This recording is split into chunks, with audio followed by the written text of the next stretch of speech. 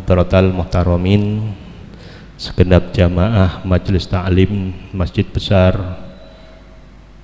dan pemirsa di MTV hafidhakumullah.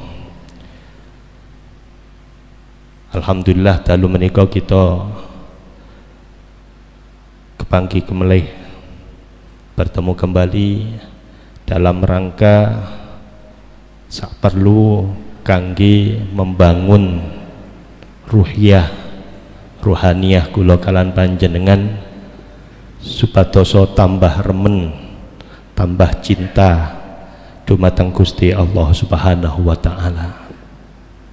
Keranten salah satu tanda ilmu yang bermanfaat dari 3 tanda adalah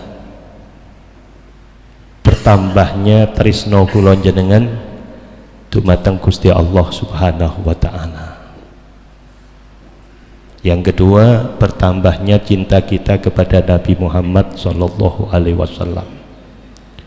Yang ketiga, semakin rindunya kula kalan panjenengan, kangen kita bertambah terhadap negeri asal kita, nggih menika akhirat.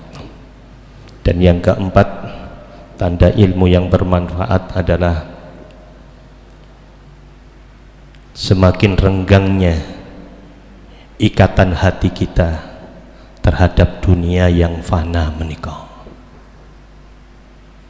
Kitab Risalatul Mu'awanah yang kita kaji setiap malam Sabtu menika menghantarkan dan bertujuan kangge menambah sekawan perkawis, menambah 3 perkawis dan mengurangi 1 perkara. Mugi-mugi mawon napa ingkang kita lampahi menika sesarengan kalian ridhanipun Gusti Allah. Amin ya rabbal alamin. Malam ini kita akan melanjutkan pengajian kitab Risalatul Mu'awanah. Apabila kemarin disampaikan tentang bagian kedua dari sabar menjauhi maksiat, menahan diri supadoso boten gampil bermaksiat dumateng Gusti Allah. Maksiat menika bahasa Arab yang kalau diartikulasikan, kalau diartikan ke bahasa kulon jenengan, pelanggaran, melanggar ketentuanipun Gusti Allah, melanggar apa yang diharapkan oleh Allah, itulah maksiat.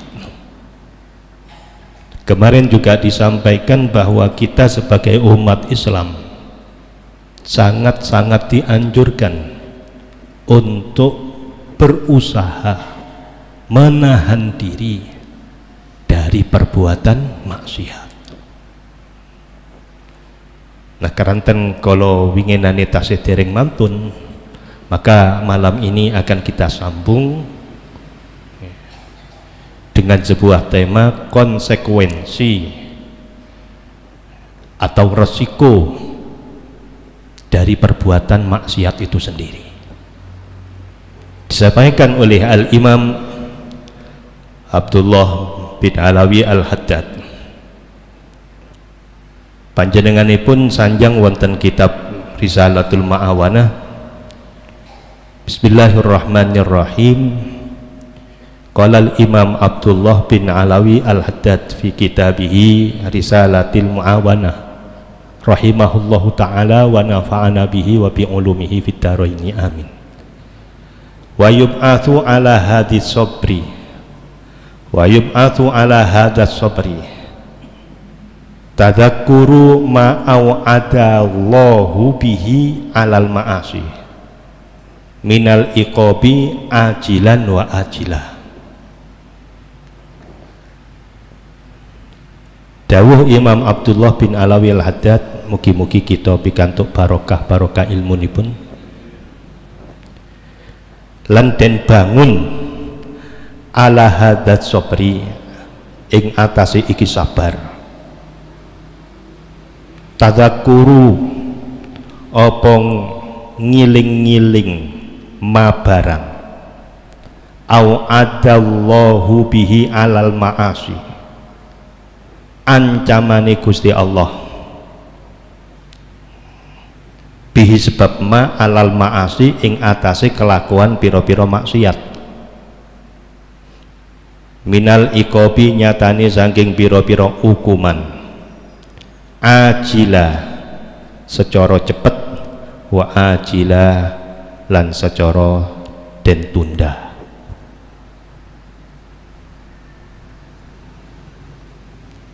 Imam Abdullah paring cara dumateng kula jenengan, ya nopo cara kita menghindar dari maksiat, bagaimana cara kita sabar untuk tidak melakukan perbuatan-perbuatan salah.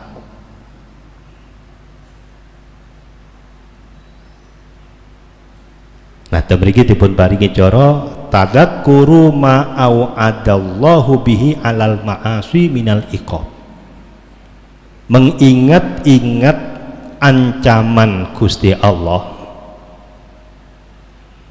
ngiling-ngiling ancamane Gusti Allah alal ma'asi ing atasi pira-pira kelakuan maksiat, minal iqabi nyatane saking kemaksiatan, nyatane saking pira-pira hukuman-hukuman. Kula jenengan kedah selalu imut, harus dipasang dalam hati kita. Kita pertahankan, ngangen-ngangen, ngiling-ngiling dahsyatnya ancaman Allah, janji Allah yang akan memberikan hukuman atas perbuatan maksiat itu. Intine ngoten para hadirin hadirah hafizakumullah, tidak ada maksiat yang dibiarkan oleh Allah, mesti wonten walesane. Baik hukuman itu cespleng, mari maksiat langsung dihukum mbek Gusti Allah, wonten sing boten, maksiat dijarno, melanggar dibiarkan, berbuat salah dibiarkan. Dua-duanya ada konsekuensi hukum. Tetap kali Gusti Allah bakal dihukum.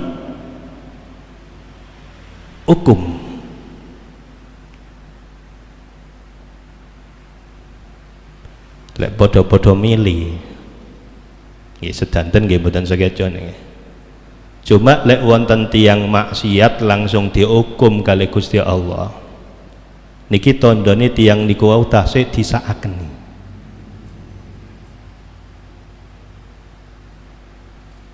Berarti ada teguran.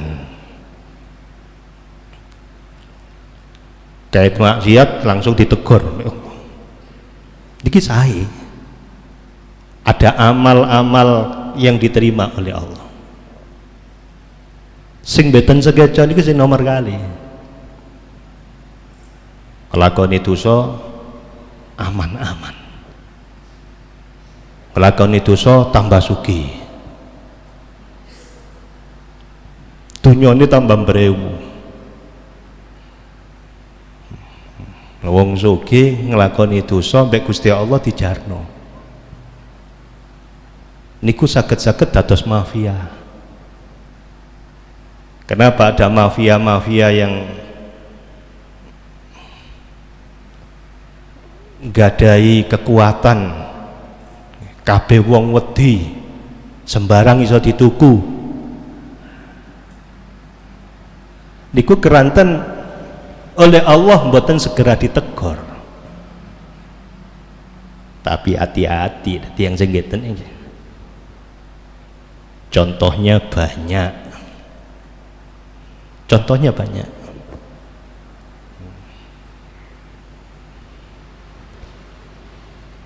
Kalau wingi kula sanggup badhe cerios ikan ten Semeru ya. Niki mungkin sing dinteni sampeyan maling. Kula niki kantuk cerita saking keponakan kula. Lora Umar Hamdan. Piyambakipun niki gada jamaah kata. Khususnya di Lumajang. Jamaah iku wadah. Santrine kata. Nah, kemarin beberapa waktu lalu mampir dan ngeriyo sempat cerita tentang ada seorang mafia, kalau bahasa kula jenengan iku mafia. Orang kaya ditakuti oleh semua pihak, kabeh iso dituku ngoten. Dadi resiti yang Madura sanes mafia, bajingan ngoten. Bajingan. Wong sugih dikatakan mboten sugih ya napa, Pak. Penghasilan sehari niki lek ten gondang legi mboten enten. 60 juta sehari. Kira-kira kate dodol apa sampean? Lek 20 juta tiap hari kita dapat. Badhe buka toko pinten kula jenengan kalau satu hari dapat 60 juta.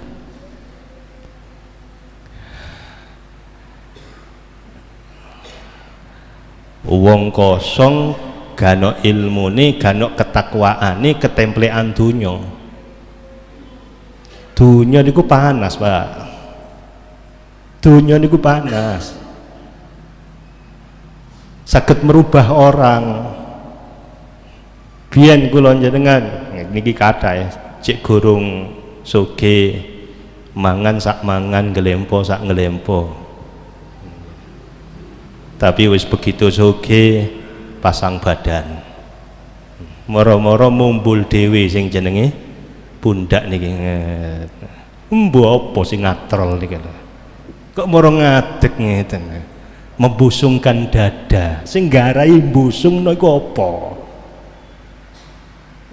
Niki dunya niku panas, saged adem dunya niki lek dipegang orang yang punya ilmu dan dipegang oleh orang yang bertakwa kepada Allah Subhanahu wa taala.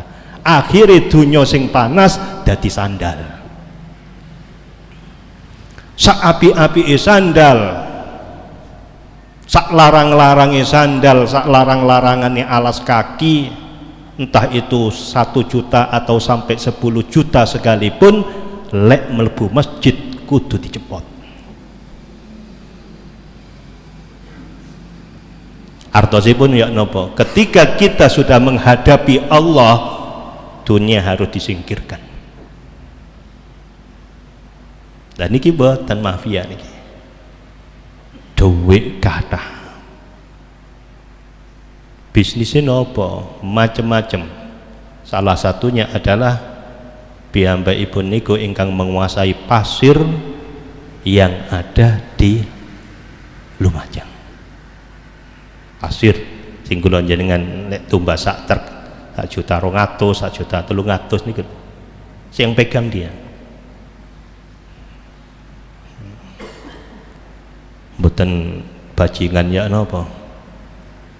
Niki cerita ya. Kula nggih mboten semerap bener lan mboten, tapi ini sahih. Miturut saumpami dibandingkan ke hadis itu sudah sahih. Yang cerita itu tetangganya bajingan niku wau lah, bajingan niku wau santri tangga niku wau santrine pun ponakan niki.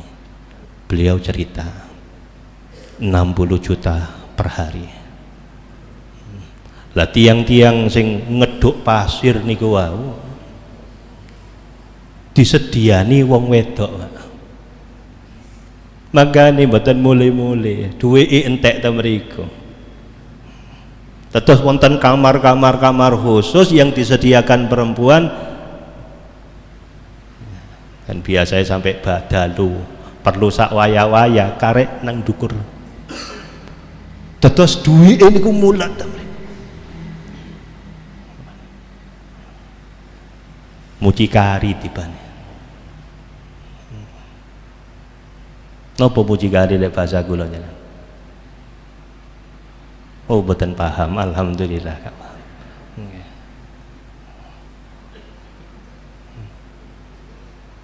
Duit mulak sombong,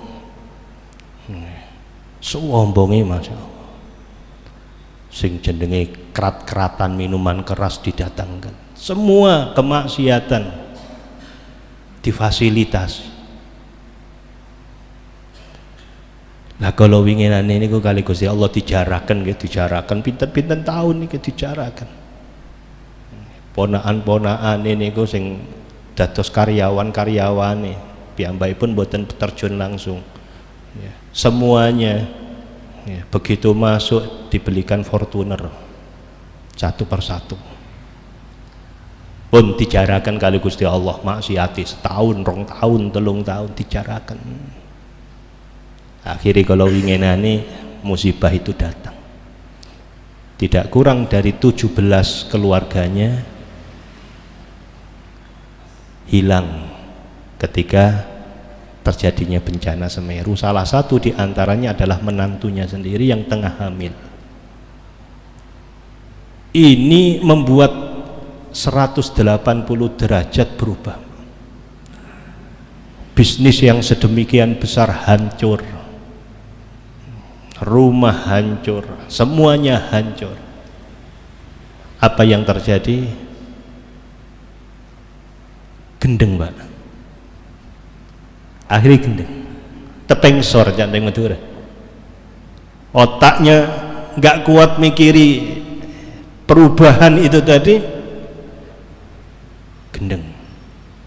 Saking gendengnya, ketika ditemukan keponakan-keponakannya niku wau, terus dikubur, mboten ditumbasaken maesan, Pak, ditumbasaken Fortuner, ditaruh di atasnya kuburan. Ternyata duwe sisa-sisa uang, gendeng. Nah ini yang tadi disampaikan bahwa konsekuensi maksiat itu pasti akan terbukti, entah 1, 2, 3 tahun kemudian.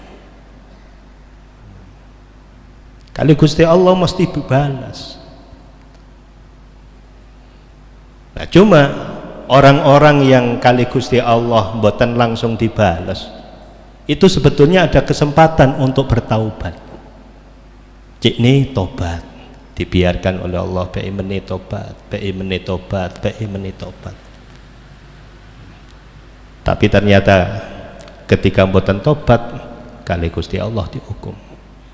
Ternyata di dalam perjalanannya itu tobat, Kanjeng Nabi dawuh at-taibu man la dzambalahu. Wong sing tobat, tobatan nasuha, iku dihapus dosane seakan-akan ia sudah tidak punya dosa lagi. Kedya kaya apa dosa, lek wis tobat dihapus oleh Allah Subhanahu wa taala. Jadi konsekuensi daripada perbuatan maksiat niku. Salah satu yang kedua, konsekuensi atau hukuman yang diberikan oleh Allah kepada ahli maksiat sebab piyambakipun nglakoni dosa niku dicabutnya nur ibadah. Wong lek wis doyan maksiat itu akan ada resiko yang ia dapatkan. Yang pertama, ladzatul iman, ladzatul ibadah dicabut. Lek ngelakoni ibadah koyok gak ngelakoni, tidak bisa merasakan nikmatnya. Kalau jenengan ketika melaksanakan ibadah sak macam-macam ini kok kenapa kita baleni maneh sholat jamaah nang masjid udan-udan tetap budal, ngaji udan-udan tetap budal, padahal ten mriki nggih mboten enten pembagian sembako, enggak ngaji mulini dikai sembako mboten, tidak ada. Cuma kenapa kita kok terus ngaji meneh, ibadah lagi, karena ketika kita beribadah di situ kula jenengan diparingi ladzatul ibadah, merasakan nikmatnya ibadah.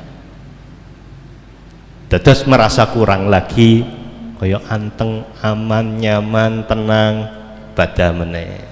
Kok nyaman, tenang, aman, ibadah meneh. Lah orang-orang yang bermaksiat, ketenangan dalam ibadah itu dicabut karo Gusti Allah. Ora enak maneh. Baca Quran tidak nyaman lagi. Zikir orang nyaman maneh. Masuk ke masjid kepindang cepet mulai. Rasa nyaman dicabut. Ini resiko yang kedua.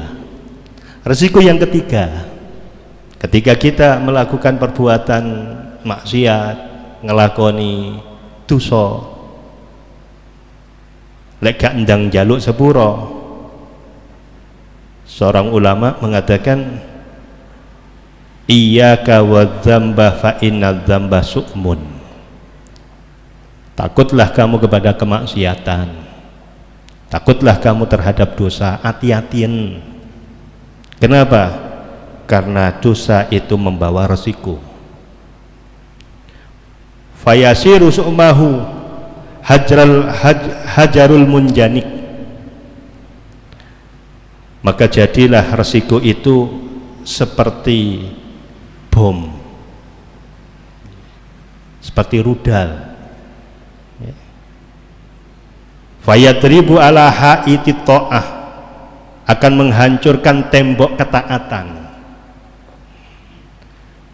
Fayaksirul hait wa yadkhulu rihul hawa wa yudfi'u sirajal ma'rifah. Tembok ketakwaan itu hancur. Kalau sudah hancur akan masuk angin. Lewis ajur anginnya melebu. Lah angin ini akan mematikan ya, cahaya yang ada di dalam ruangan itu, nggih menika cahaya ibadah. Sirajul ma'rifah. Artosipun ya napa? Artosipun wong sing dosane kathah, gak gampang njaluk sepuro nang Gusti Allah, dia akan kehilangan ketaatannya. Kalau tadi lezatnya taat diambil, kalau ini taatnya yang diambil. Gak iso ngaji maneh, sibuk. Biyen istiqomah, tapi karena dia pernah punya dosa dan dosa itu gak dang diistighfari, akhirnya dia disibukkan sehingga tidak bisa ngaos maneh, gak iso ngaji maneh. Disapi tutuk rahmati Gusti Allah. Maka ketika kula jenengan niku nati istiqomah qiyamul lail, istiqomah ngaos kados dalu niki terus gak ngaji niku, harusnya kita introspeksi diri. Aku apa kok koyo ngene? Kenapa tidak ada seseorang yang dihindarkan dari taat kecuali sebab dosanya?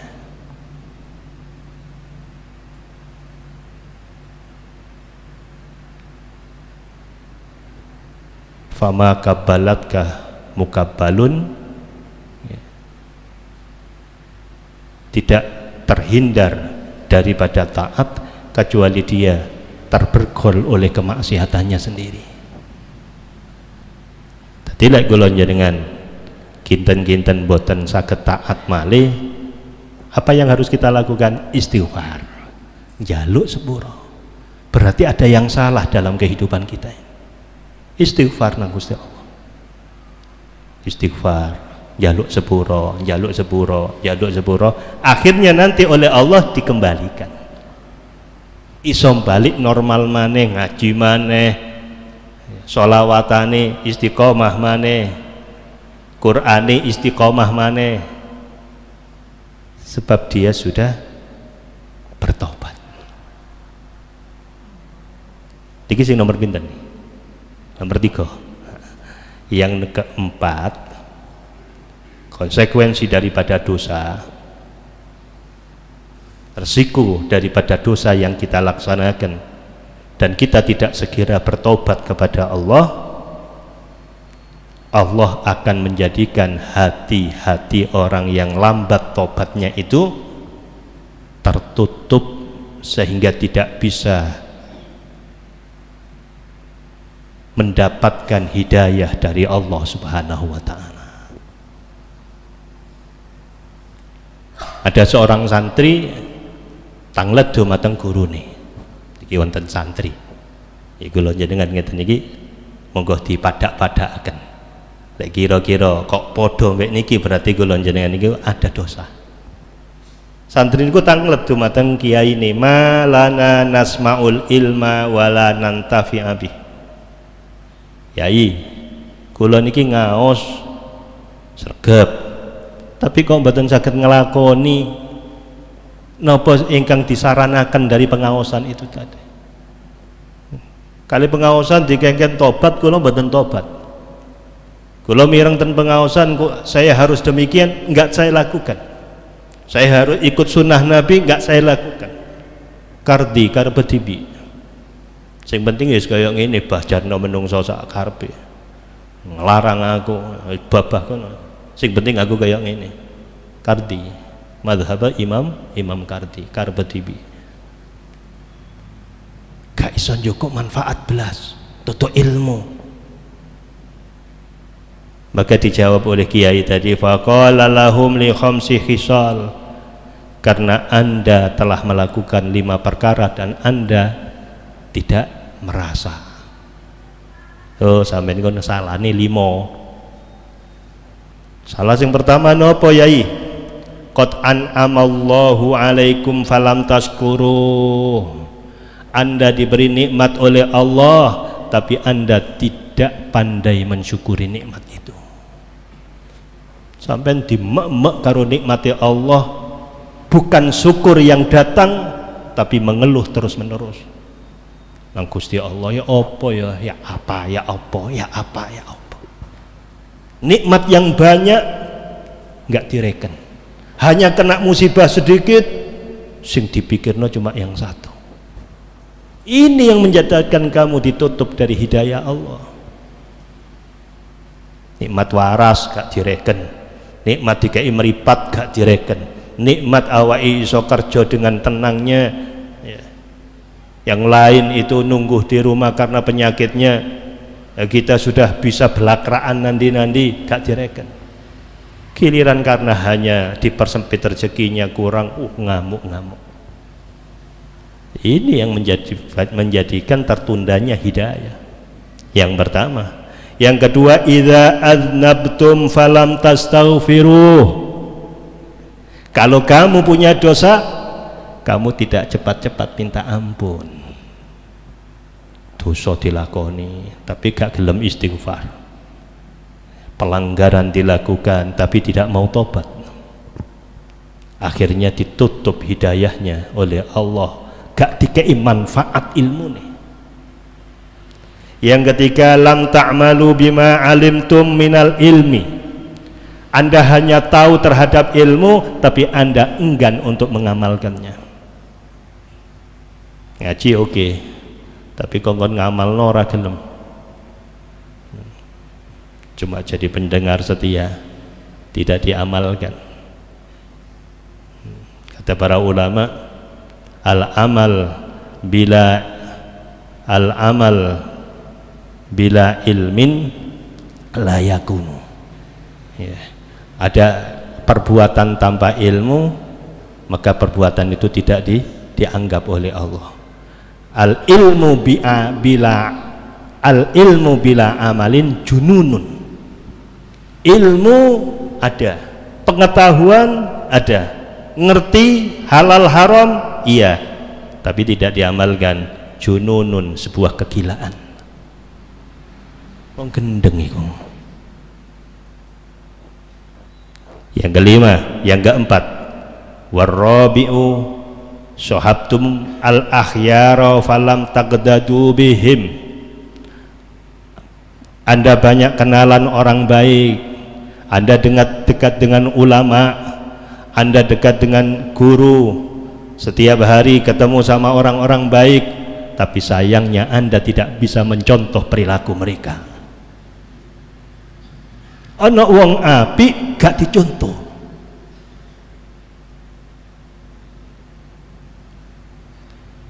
Ada ulama nggak dicontoh, ada orang-orang ikhlas di dalam melakukan kebaikan nggak dicontoh. Bodoh ae. Karena sebetulnya adanya orang-orang baik di sekitar kita selain membawa manfaat nopo kula jenengan niku tepang kali tiyang sae, dicegah dari hukuman. Cedek karo wong apik niku manfaatnya gede para hadirin. Sampai nek kenal mbek wong apik, cedek karo wong apik, manfaatnya banyak. Makanya dekatlah dengan orang baik, bukan hanya sekedar lihat dari jarak jauh. Kalau bisa silaturahim lah, minimal 1 tahun sekali. Kenapa bisa seperti itu? Yang penting bedono masjid lah ya wis loh. Bukan itu. Kita butuh silaturahim agar nama kita masuk di hati orang-orang baik. Kenapa kita harus mendekat dengan ulama? Karena kalau kita dekat dengan ulama, dekat dengan orang yang sudah dekat dengan Allah, donga kula kancan panjenengan itu gampang diijabah karo Gusti Allah. Sebab lek sampean donga dhewe gurung mesti diterima. Tapi karena sampean nama Anda sudah masuk di hati para ulama, nama Anda sudah masuk di hati orang-orang soleh. Ketika orang-orang soleh itu berdoa di malam hari, Allah maghfir lil muslimin wal muslimat, ya Allah ampunilah dosa-dosa daripada kerabat kami, jamaah kami, orang-orang Islam. Ternyata wajah Anda yang hadir dalam hatinya. Ojo dianggap remeh duwe tonggo soleh gak tahu diziarahi meskipun setahun sekali. Dibiarkan bos, pokoknya ketemu nok masjid lah ya wis. Kita ini butuh terhadap orang soleh. Kenapa kita tawassul? Kenapa kita tawassul? Karena agar dikenal oleh mereka. Kalau jenengan nanti berangkat ke akhirat sendirian, gak ada siapa-siapa, gak ada penghantar, tapi lek kula kalian sampai wis pernah ketemu dengan orang-orang baik, pernah berkumpul dengan orang-orang baik, nama Anda ternilai baik di hati mereka, ojo khawatir. Kendati amal kita tidak seberapa, nanti ada pertolongan-pertolongan yang diberikan oleh Allah melalui orang baik. Inilah yang disampaikan oleh Imam Asy-Syafi'i. Beliau mengatakan uhibbus solihina walastu minhum la'alli an anala bihimus syafa'. Aku berusaha untuk mencintai orang baik, mencintai pejuang-pejuang agama ni Gusti Allah, mencintai orang-orang yang selalu memikirkan agama ni Gusti Allah. Kendati pun saya belum bisa seperti mereka. Tujuannya apa? Tujuannya adalah la'alli an anala bihimus syafa'ah, agar kami nanti mendapatkan pertolongan di hari kiamat. Amin ya rabbal alamin. Yang kelima, wal khamis dafantum al amwata falam ta'tabiru bihim. Anda panjenengan kula sedanten seringkali turut mengiringi jenazah ke pekuburan, seringkali kula jenengan tahlil nahlili sederek tonggo bolo, tapi tidak pernah mengambil iktibar daripada kematian mereka. Tiang mati niku para hadirin berat. Tentunya ini mboten enten seberat orang yang begitu baru saja meninggal. Dia akan bertemu dengan akhiratnya. Al-qabru awwalu manazilin min manazilil akhirah, kata Kanjeng Nabi. Kuburan itu adalah pintu pertama untuk masuk ke akhirat. Berat banget. Berat sekali. Maka ketika ada orang meninggal, kula jenengan harus bisa mampu mengambil iktibar lagi sing wis umure tuwa sepuh itu meninggal, kita ambil satu pelajaran lah ya sak dawa-dawane umur ya ana watese. Akhirnya kita bisa ngambil satu pelajaran. Ono arek enom mati lebih mudah daripada kula jenengan, kita bisa ngambil iktibar. Alhamdulillah ya Allah, panjenengan tasik ngingu kula saged memiliki ilmu, saged memiliki umur 50-60 tahun, sementara ada teman saya 40 tahun sudah meninggal. Berarti saya dapat bonus banyak dari jenengan. Maka bonus ini kita jadikan kesempatan untuk menambah takarrub kepada Allah. Lalek kampean ketika takziah tidak bisa mengambil iktibar, ketika ada pemakaman kula kalian panjenengan hanya ketawa ketiwi di atasnya pekuburan, berarti mati yang namanya hati kula jenengan. Inilah yang menutup hidayah. Maka daripada itu mugi-mugi mawon napa ingkang kita lampahi, apa yang kita laksanakan, apa yang saat ini kula jenengan hadirkan dalam hati kula jenengan, senantiasa mendapatkan nadrah khususiyah dari Allah Subhanahu wa taala. Kita tidak pulang dari tempat mulia ini kecuali dosa-dosa kita sudah diampuni oleh Allah Subhanahu wa taala.